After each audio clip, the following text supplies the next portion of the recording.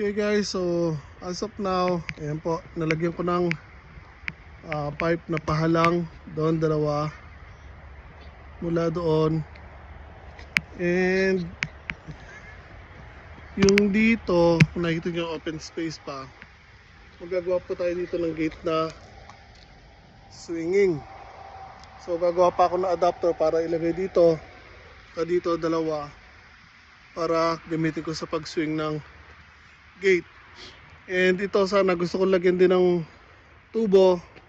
Ang problema, naubusan ako ng clamps. Kala ko meron pa.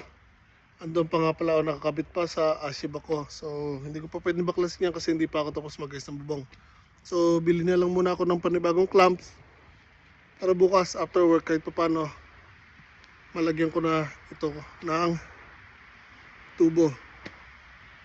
So yan, lamig na guys, ang sakit sa kamay. So dumidilim na po.